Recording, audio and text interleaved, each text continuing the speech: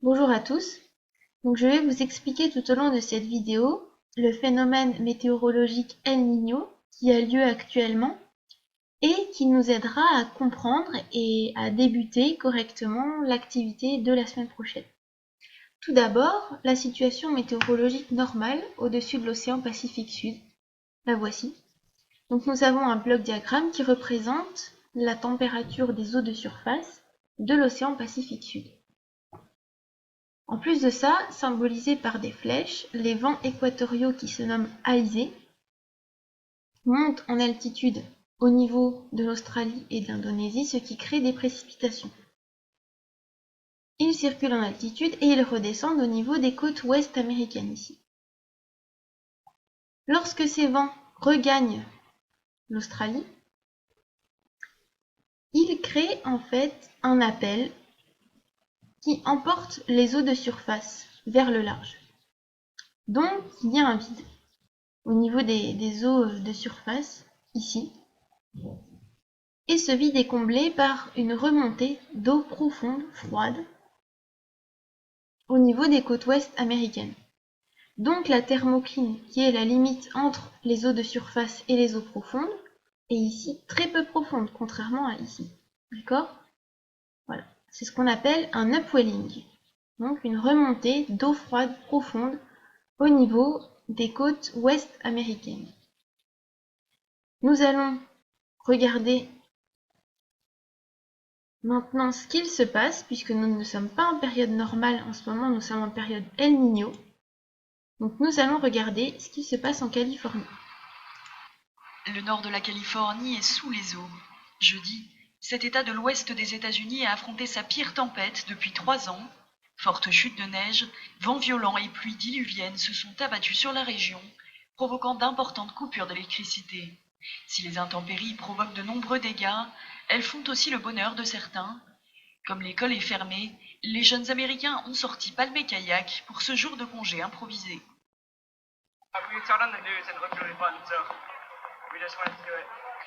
Les intempéries ont provoqué la coupure de plusieurs routes dans tout l'État et privé des milliers de foyers d'électricité.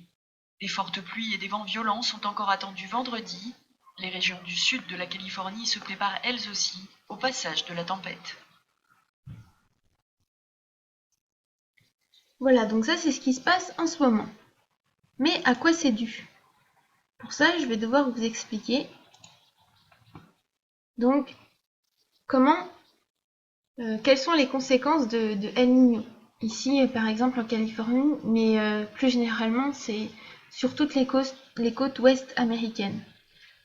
Alors, déjà en 1997, lorsqu'il y a eu le phénomène El Niño, nous voyons que, grâce à un traitement d'images satellite, les eaux de surface ici étaient plus chaudes que la normale. En 2015, pareil, les eaux de surface sont plus chaudes que la normale, mais cette anomalie est étendue à tout l'ouest des États-Unis. Si on prend un autre satellite, par exemple Topex Poséidon, qui traite aussi la température des eaux de surface, nous voyons en rouge une anomalie positive de température, pareil. Et en 2015, cette anomalie positive de température est encore plus étendue à l'ouest, jusqu'à l'ouest des États-Unis. Donc ça, c'est en période El Niño. Comment ça s'explique sur le bloc diagramme? Eh bien, avant, les eaux de surface chaudes étaient plutôt situées ici, donc vers l'Australie et l'Indonésie, et nous voyons ici qu'elles se déplacent et elles s'étendent quasiment à toute la zone équatoriale de l'océan Pacifique. Alors, à quoi c'est dû? Eh bien, en fait, les vents, donc les alizés, les vents équatoriaux, faiblissent dans cette cellule de convection-là, qui s'étendait jusque-là avant. Et donc, il y a deux conséquences. La première, c'est que les précipitations qui avaient lieu avant au-dessus des côtes australiennes et indonésiennes ont lieu ici, finalement, au milieu de l'océan Pacifique. Et les vents plus puissants avant qui entraînaient les eaux vers le large faiblissent, donc la remontée d'eau profonde, froide, ne se fait plus. D'accord? Puisque l'appel d'eau de surface est beaucoup plus faible. Donc l'eau de surface est beaucoup moins entraînée vers le large. Du coup, deux principales conséquences à ça. La première, ce sont, comme on l'a vu en Californie, des tempêtes, associées ici à de violents orages, qui sont illustrés par des nuages qu'on appelle arcus. Donc ce sont des rouleaux horizontaux qui précèdent un violent orage, ainsi que du côté australien, une sécheresse associée à de grosses tempêtes de sable. Donc ça, c'est ce qui sévit actuellement en Australie et en Amérique, et dont l'intensité est encore plus forte qu'en 1997. Alors nous allons nous baser sur ce phénomène El Niño.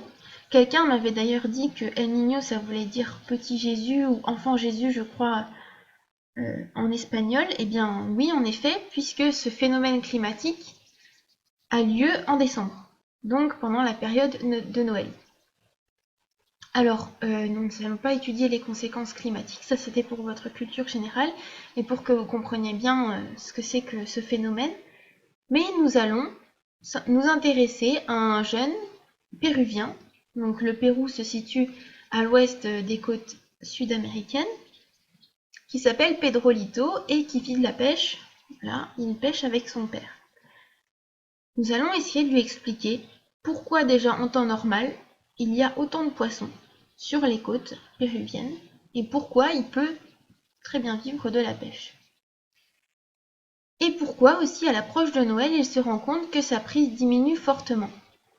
Alors, nous allons comprendre ce qu'il se passe, pourquoi la population de poissons diminue, et vous tenterez de lui expliquer si ce